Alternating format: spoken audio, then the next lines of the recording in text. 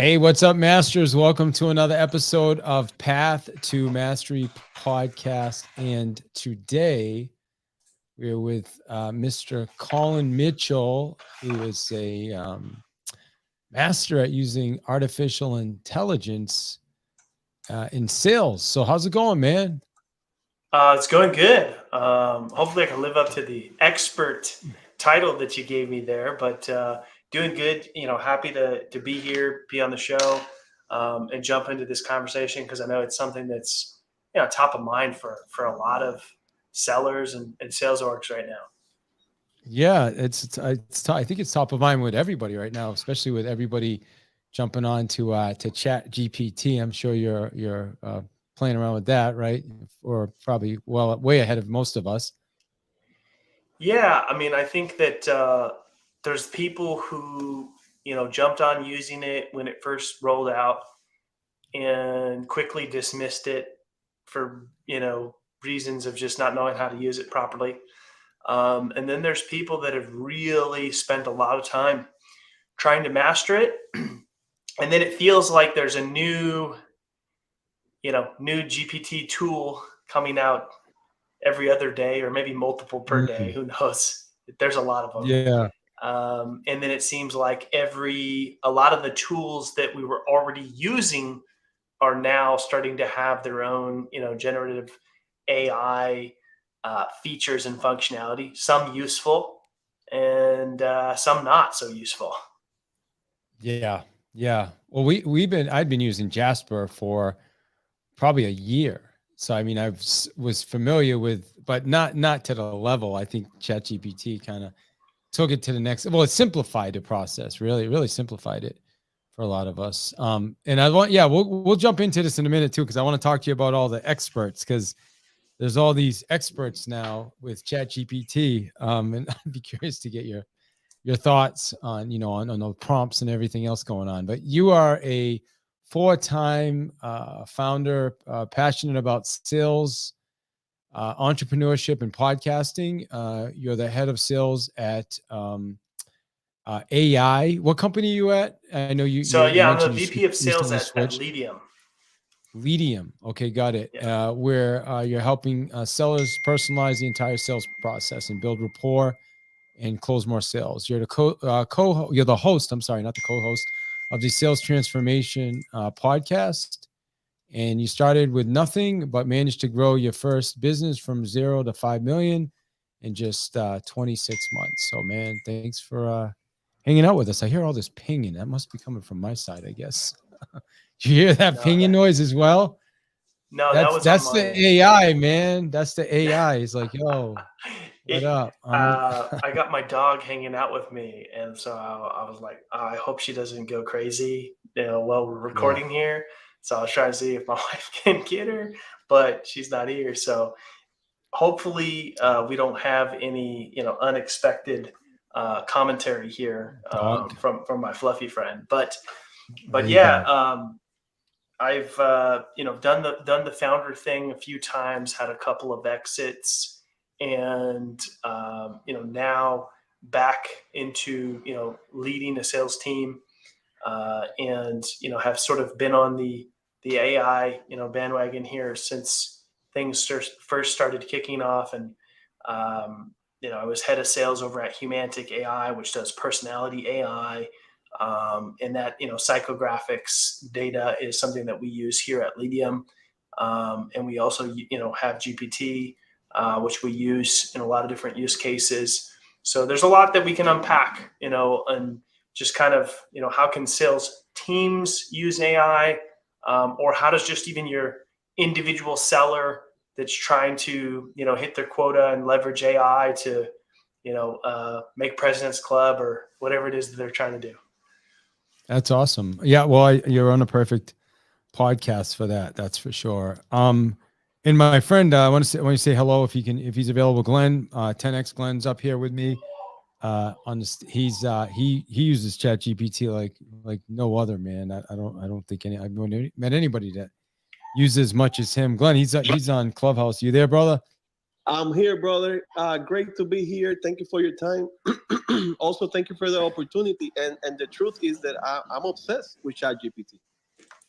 It really helps me a lot to build funnels, to build offers, call to actions, SEO, metadata, and many other things. So I love using ChatGPT.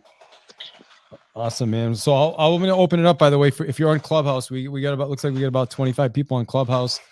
That'll grow. So we're going to be opening it up probably in about 20 minutes or so for questions from Clubhouse. But I'm going to start here because, it's funny, Glenn and I, and I just realized like we're both like when I hear AI, all of a sudden I just think like Chat GPT. Like what is AI in like is Chat GPT AI? Is that just a use of AI? Like how do you what's the difference between, or is there a difference? Maybe, I mean, this is my ignorant question, I guess, but is there a difference between AI and how does Chat GPT fit into that conversation? Yeah, I mean AI in general, and look, I'm not like an AI expert or guru by any means, but I have enough experience with it to talk about it. But AI in general is artificial intelligence, right? And this is technology's been around and has progressively gotten better, but hasn't been like really available to say the consumer person. Um, but ChatGPT specifically is generative, AI, and that's where people are really starting to see how powerful it is, how many how they can leverage it, in their role, in their job, in their business. And the key is you got to spend some time with it, building up some context. And a lot of people are not willing to do that. A lot of people are not willing, they want to ask it, these prompts that they use are very basic.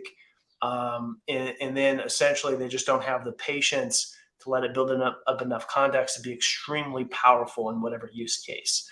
And if that's the case, that's fine. Then you're better off, using some of these softwares out there, these tools that use generative AI that have built it around a very specific use case. Talk to us before we continue. Like, what is generative AI? Like, define that for us. Yeah, I mean, generative AI is what ChatGPT is, and that is what people are starting to it's a specific type of artificial intelligence that can that gives you various types of content, right? It could be text, we're seeing images. Like, I don't know if you've seen, I haven't played around with the images component just because I don't really have any use case for it, but like some of the images that I've seen popping around there on social media that people are generating using generative AI are mind blowing. Like, they look real. I mean, somebody had posted some pictures of like a kid that looked like he was out with a kid, having an experience. It's like the things that it's kind of crazy to think about. Your mind will start to question now, like, is that real? Is that AI? So basically, generative AI, to just kind of explain it, is it's a specific type of artificial intelligence that can produce various types of outputs, right? Text, imagery, audio, to name a few. Got it. Okay, cool. That's what it sounds like. Just want to make sure. So let's talk about some of the use cases now. I know you had mentioned earlier personality AI. I think you said psychographics, right? Is that the word you used? Yeah. Yeah. So talk to us about personality. Like what's different about like personality AI versus generative AI? So psychographics, are things about people that haven't been used largely in sales, but um, but have been used in some marketing cases, right? Where, think about, say, ads on Facebook, right?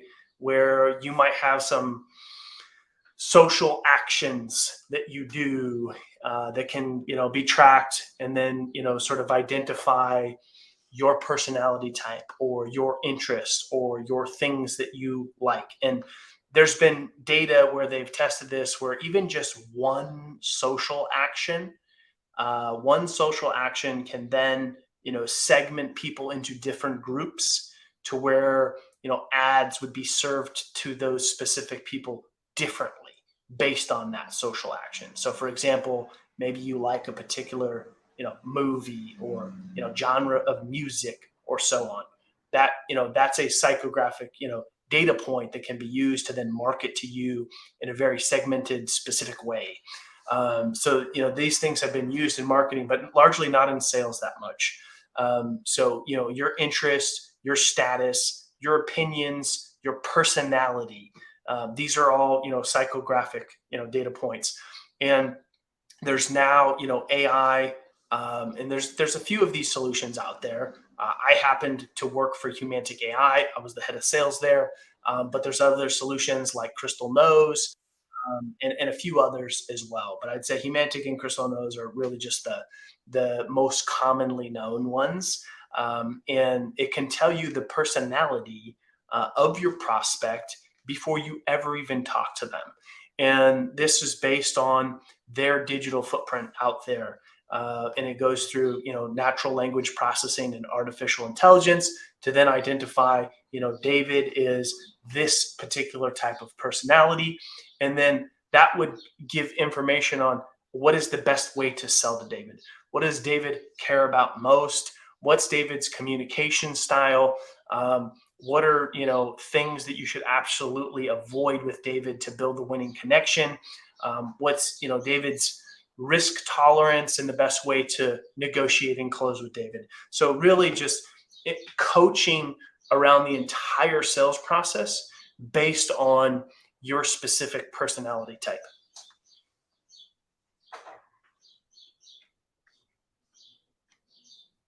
You're on mute. Muted myself because I've got notifications going off like nuts over here. I don't know. I just can't seem to shut them off today. It's the AI, man. It's trying to get the best of me today. But so yeah. We're talking about like behavior, right? Personality, behavior of so this is everywhere though, right? Like is this like somebody goes on Facebook, it's paying attention. If they go watch videos on YouTube, it's paying attention. Is that kind of what you're talking about? Like somehow, somewhere we're collecting all this data. Is that part of it? Yeah. So, I mean, like the social, think of your digital footprint, right? And this is sort of, I mean, a lot of this stuff has changed where, things can't be tracked as much, right? Because some of this was like really intrusive, right? Like the, Facebook and like Cambridge Analytica stuff of like, tracking people to identify who they may or may not vote for and trying to persuade them. Like that's a little like, I would say using it for not good. So a lot of these technologies are built more around like, public data only, which wasn't always the case before, right? A lot of this stuff was like, hey, you downloaded some, stupid app on Facebook and now it's got access to everything and knows you better than you know yourself. Kind of creepy stuff, right? But this is more like, hey, public data that's available, meaning like if you write a blog or your about section on your social profile, or how you comment, or your interests or your recommendations received, given, how they're written, do you use explanation points? Are you more straight to the point? Things like that, to then analyze that through natural language processing, and then go through the AI algorithm to identify your personality. And this can be used in a lot of different ways. Think of top of funnel prospecting, right? We at Ledium, we enrich data that we use when we engage, prospects on behalf of clients, where, there's a lot of things that we do, right? We'll look at, enriching things for personalization and additional segmentation points. And we'll look at, are they on an Outlook or a Gmail inbox? to help with deliverability. And then we'll look into the psychographics of what their personality type, because then we can have variations of messaging that are better going to resonate with that person. So we're writing messages in the communication style of who we're sending it to, which increases the chances drastically of getting what we all want on the top of funnel, which is that positive reply to get into a conversation.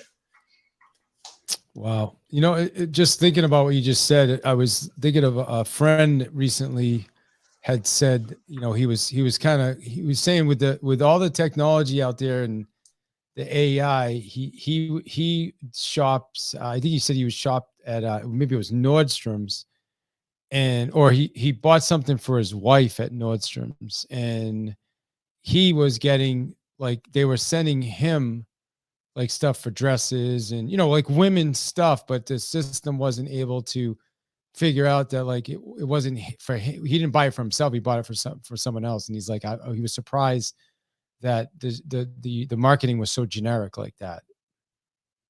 Yeah, I mean, especially with the technology that's available today, you know, to not be so generic, you know, and you know, it's just, it's not that hard to stand out and do things the right way and show people that, like, you actually care to take the time to reach out properly, you know, to the right person with relevant information. I mean, I would say majority of the, you know, outreach that I get, you know, people trying to prospect me, 50% of it is stuff that's not even relevant. Like, you know, like you said, right? Sending dress, you know, marketing around dresses to a man, right? I mean, if we think more B2B context, you know, the messages that I get, and David, I'm sure you probably get a ton too. 50% of them are not even relevant to me at all. And when I say not relevant, it could be anything from like something that I absolutely don't care about, something that's, you know, not part of my role, or my personal favorite, you know, offering me services for exactly what it is that I do. Yeah. Well, I mean, I think that's what we're all experiencing. I think there's so much, and we're seeing this ourselves as we continue to build funnels and automation for people. I think there's the one side that, yeah, it makes you efficient, and you know, there's that side of it, but there's also the other side of it, is it's in a lot of ways stupid. There's no filter, right? So if you set up the wrong automation, it's just going to keep doing what it does without any thought behind it. You know, and so it's only as good as the person who sets it up and the triggers, right? Like, I mean, there's so many of these companies now, when you go to call, it's like, you know, they just put you on with like a robot, and the robot's trying to figure things out, and you just end up getting so frustrated. You want, so yeah, we're kind of in that weird place, right? I don't know. You tell me, you know more about this than I do, but I feel like we're in this weird place, like in between, like everybody's trying to launch their stuff so that it works effectively, and a lot of it's not working, to that place where like the robots are going to take over.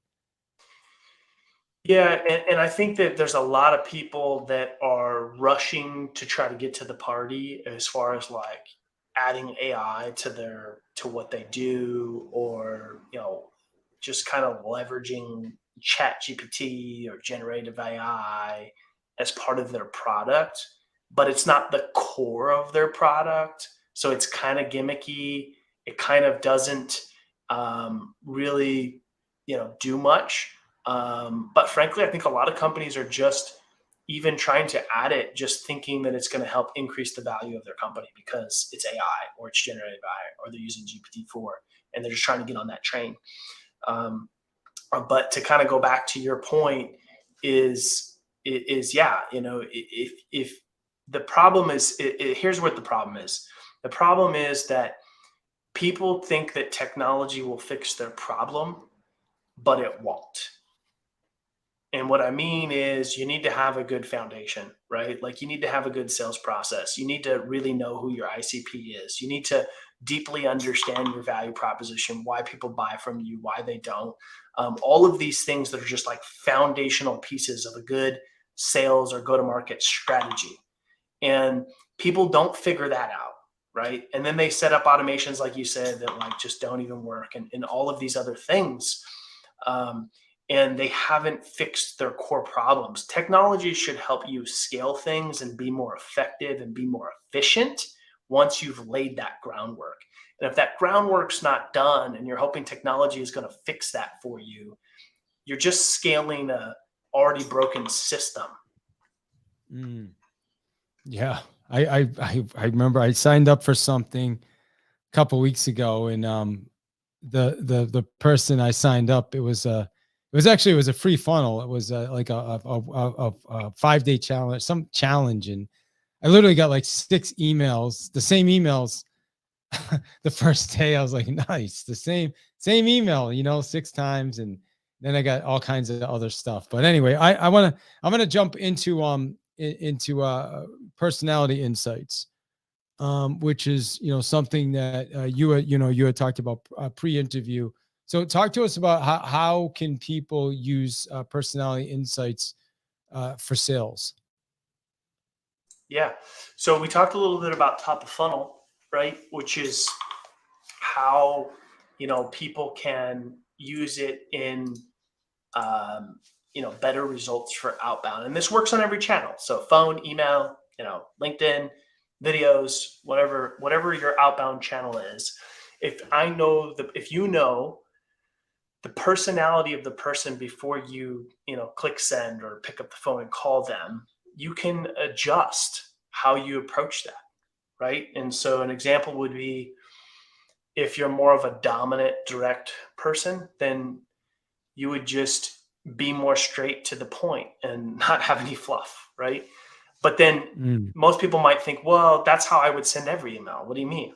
But there's a group of people that prefer more detail. And these people, your emails would actually be longer and a little bit more formal. And then there's people that prefer more exciting language. So you might say like, hey, David, an exclamation mark, and have a small talk or pleasantry line opening, which most people would be like, why would you ever use that? And the problem is there is no right answer of like, here's how you should craft the message. And there's people out there that say that there is, like, here's the framework you should follow. Here's the best way to do this. All your email lines, all your subject lines should be like this and follow this email framework. And none of that matters because they're all wrong. The only thing that matters is who you're sending it to. And if I'm sending it to you, David, or if I'm sending it to somebody else who has a vastly different personality than you, then those are 2 totally different messages. And this is true even from top of funnel to the first time you and I hop on a Zoom call, right? If I'm running a discovery or a demo, how I run those can be different based on people. And great sellers that have been around for a while understand that, like, psychographics and personality and psychology, they understand those things matter, right? If anybody who's listening is kind of like, this sounds like some hocus pocus BS, well, think about this for a second. We all have personality types, right? You've gotten on a sales call, or even in your personal life, you've met somebody that you just feel like you clicked with, right? And that's because your personalities were compatible. And then you've had the opposite, where you've connected with somebody and you're like, this relationship just feels like work, and it's because you don't have that compatibility. So if you think of those examples, like think about some in your own personal or professional life where you've had those experiences, then you can at least get on board with the fact that, okay, we all have different personalities. Well, if we all have different personalities, why would you show up and sell to every single person that you interact with the same exact way every time? It makes no sense. Yeah, that's a brilliant point. And I just think like the email really hits home with me because I am a high D. So when you send me an email that's like 1,000 words, and I've got to scroll down 3-4 times, like I won't even scroll down maybe once to see the bottom of the email. If I can't see the bottom of the email, you just wasted an email, right? Like, send me bullet points. But how does somebody know? Like, how does somebody is there a system now that's I guess sophisticated enough to be able to do that? Yeah. So, I mean, AI is powerful enough to identify these people and give actionable insights of, do you send bullet points? Do you not send bullet points? Do you use a proper salutation? Do you not? Even how to build a winning connection, how to negotiate, how to close, how to set expectations. You can get insights at every step of the sales process so that ultimately you can sell how your buyers want to buy. And, I would say this is super relevant throughout the entire sales process. It's a little bit harder to pull off because we're dealing with humans, like salespeople, at least for now, until the robots take over. Salespeople are humans, and they're going to have their own natural tendencies. So even when they get in a high stakes or tough situation, they're going to default back to the way that they normally would, which is how they would want to be sold to, which unfortunately only works if they're selling to somebody that has the exact same personality as them. But with like top of funnel and prospecting, it's much more scalable and much more predictable because we can identify who those people are and we can adjust the strategy based on that personality, and put it into the sequence to follow those steps, and send that message and have that script and follow those steps based on the personality of that person. Imagine, I'm thinking as I'm listening to you, I'm thinking if you had a system that could send out, let's say you send out an email to 5,000 people and it's one email, but the email as it goes out is then tailored specifically to each different, like the 5 or 6 different personality types. And that would be sick, right? Like to be able to, like the AI, I'm guessing could probably even pull that off if it's set up the right way. Do you understand what I'm saying? Like it would be like, here's the message and just get that out to everybody the way that they would receive it the best way. Yeah. Yeah. Yeah. The technology exists. I mean, you could take messaging and it can tell you exactly how you should write it based on that personality or write it for you. I don't even want to write it. Like let them write. Right? You let them. Yeah. Let Now that's a good point, David, because AI is not perfect. Like we've been talking a lot about AI, right? But it's still, I'm not saying that it won't be one day. Like it's pretty darn good. All right. But it's not perfect. Like it still does, I would say for the most part, need some human eyeballs to take a look, right? Like I personally would not trust AI fully writing something and just like clicking send without me seeing it. I wouldn't do it. Because the one thing that it can't have, like, let's just say, for example, David, I look you up as a prospect and I don't know, just see that maybe we're from the same town or went to the same college. And, I can talk about a, cafe that, is around the corner and I enjoy, this particular sandwich there. Like AI can't build that human context of experiences to build, human connection. That it won't be able to do. And that stuff is, part of, what can work really well in sales, prospecting, and even, building relationships. Yeah, the rapport. The and rapport then part is also, what you're talking. yeah, and also, you said you've been using Jasper. I'd imagine you've probably used some other tools. Whatever those tools spit out, it's never perfect. I mean, I haven't seen any that are spitting something out that's like perfect, totally ready to go, that I like 100% agree with. And so I feel like it gets it.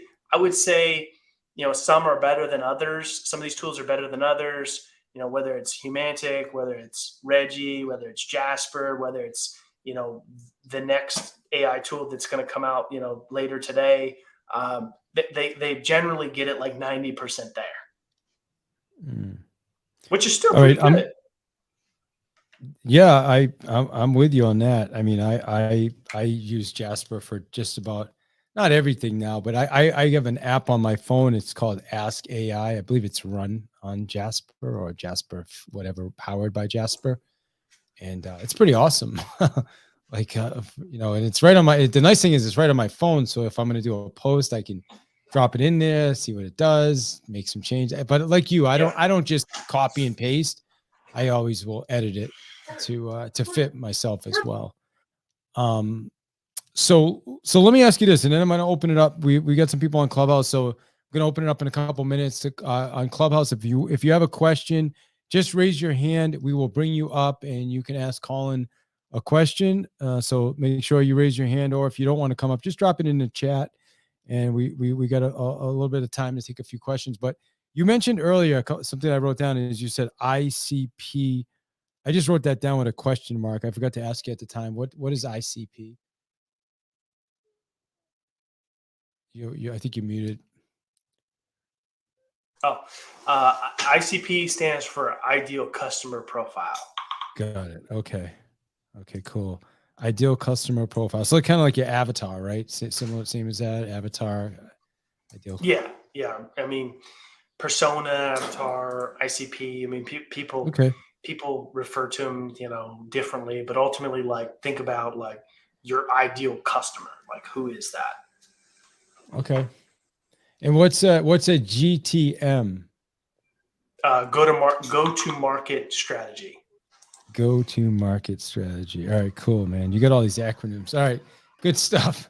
All right, do we have anybody on Clubhouse that wants to ask Collin a question? By the way, there is a link up. You'll notice the link at the top, and if you click on that, we are doing a 5-day challenge starting on. And I see somebody's okay. I see Isara's coming up. We're doing a 5-day challenge starting on the 29th. For real estate agents. So make sure if you click on that, you can join for free. It's a free 5-day challenge. So if you're a real estate agent, you want to take part in this, we're going to help you over 5 days, go out there and find yourself some motivated seller listings. And we're going to teach you how to not just connect with those sellers, but ultimately take the listing. So anyway, take advantage of that. Just go to davidihill.com/challenge, davidihill.com/challenge. All right. Hey, Sora, how are you today? I'm good, David. Thank you.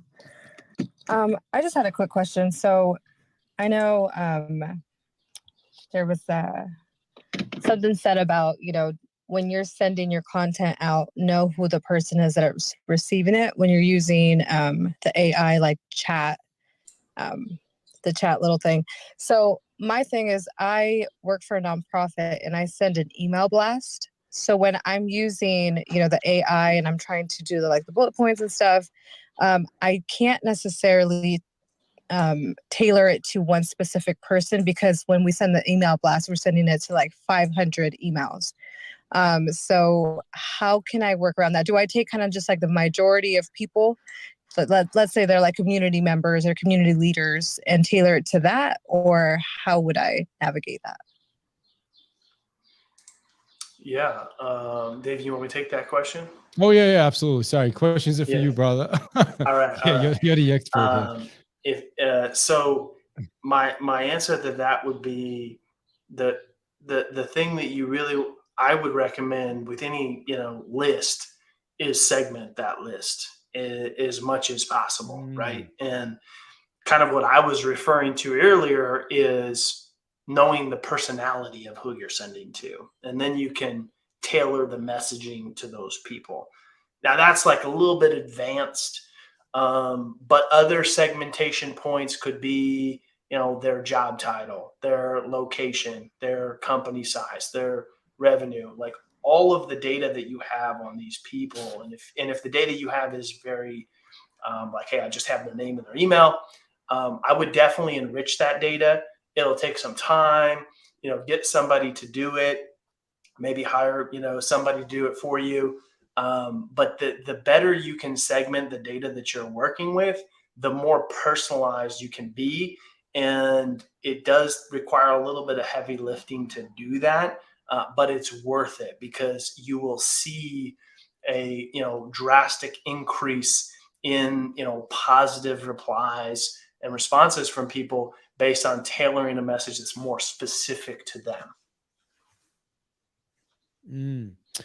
I'll tell you, that's probably one of my big takeaways from today is going forward. When I am speaking to somebody, I'm going to start segmenting. If I know I'm talking to somebody that's a super high D on the DISC assessment, then there's a special email that's going to work really good with them, as opposed to somebody super analytical that needs a ton of information. So I think it's worth the effort, man. I really do. And I mean, I've known about this for a while, but it's just like, I've always thought, well, that seems like a lot of work. Well, and we're So, not talking about minimal increases here. We're not talking about like, oh, a 10% lift in positive replies. I've seen 50% increase, 100% increase, close to 300% increase of whatever you're used to getting by taking this sort of approach into how you prospect into people. so true. And I'm guessing too, you'll probably get less people opting out of your emails as well if they're getting emails that resonate with them, right? Yeah. David, if we even go back to the, kind of funny example that you said, like your friend that's a man getting, marketing about dresses, right? Not relevant. He's probably going to unsubscribe, right?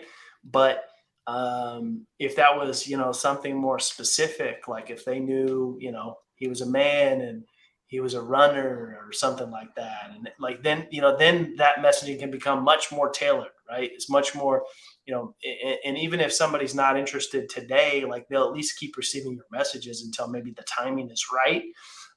You don't want people to reply no. You don't want negative replies or opt outs or whatever the case is, right? So the more relevant you can be, then the more engaged your prospects and your list is going to be. That makes a ton of sense. Izora, thanks for the great question. But did Collin answer your question? Yes, absolutely. And I think my lazy brain was like, well, I'm not going to do all that. I'm not going to go down a 500 member list and do that. But then I started thinking, wait a minute, if I start grouping the community leaders in one email blast and kind of make my message more about leading the way, and then I group the parents in one and make it more about the kids and what we have coming up. So then I started to think that could be really positive. So instead of sending one, send like 3 or 4 catered to those people. And then I will stop getting people who are opting out that don't want that certain message. So that's awesome. Thank you. Awesome. Thank you. All right. Do we have any other questions? All right. Well, I think that's it, Collin, from questions from Clubhouse. So I've got another couple questions for you, but before I do that, tell our listeners best way to get in touch with you. And do you have any? Yeah. Any? The easiest and best way to get into my world, if number one, if you're listening to this podcast on one of the podcast platforms, make sure you write a review, subscribe to the show. It really helps. It's a lot to put on a good quality show like this. And the best way you can show your gratitude is to write a review for the show, share it with your friends, make sure you subscribe and all that good stuff. If you enjoy podcasts, more specifically podcasts around sales, you can check out Sales Transformation. We drop daily, 7 days a week, sales content that are 10 minutes or less to help transform the way that you sell. That is the best way to get into my world. From there, you can pretty much find anything and everything else that you might need as far as getting connected with me. Awesome. Final question. I know it's not exactly on the AI topic, but I always ask my guests one question they want to make sure that I ask, and it was around the biggest challenge with GMT and sales leading. And GMT again is I wrote that down somewhere on my notes. Biggest challenge around GTM and what? GTM. Yeah, sorry. GTM. What's GTM again? Get to market. Yeah, go to market. Got it. Okay. So let me ask you this. I'm not going to ask you that question. I'm going to ask you, what would you say, based on the conversation that we had today, what are a couple things you would recommend our listeners like put in place to get better with, like we talked about, getting connected with their customers, connecting with their customers at a deeper level? What are a couple simple things they could do right away that your advice?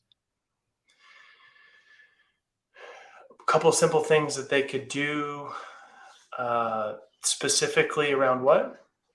just getting better connected with their clients, even if it's, you know, I think that you got to hang out wherever your prospects hang out, right? If that's LinkedIn, if that's LinkedIn, if that's Clubhouse, it's Clubhouse, if that's Instagram, Facebook, whatever places your prospects are hanging out, that's where you should be putting, I mean, we live in a digital world. So, I mean, building your brand, building your social presence, like all of these things are really important. And so wherever your prospects hang out, that's where you should put, 80% of your focus of building your presence. got it. All right. And now I see the question is, what was your biggest challenge you had as a GTM and sales leader? That's the Biggest question. challenge, there's been a lot, man. I've made lots of mistakes. Biggest challenge I think was just learning to have a little more discipline. Like, I think a lot of people, when they're trying to, identify who their ideal customer profile is, they learn through trial and error of like taking on clients that, aren't great clients, or so being really disciplined and getting really clear on who you serve best, and then really knowing who you don't serve and being willing to say no. I think too often people want to be everything to everybody, and ultimately it wastes a lot of time and a lot of energy, and also slows down scale. Great point. Absolutely. All right, man. Well, listen, I appreciate your time. Thank you for doing this today. And yeah, man, just thanks. Appreciate it. Appreciate it. Thanks for having me. All right, man.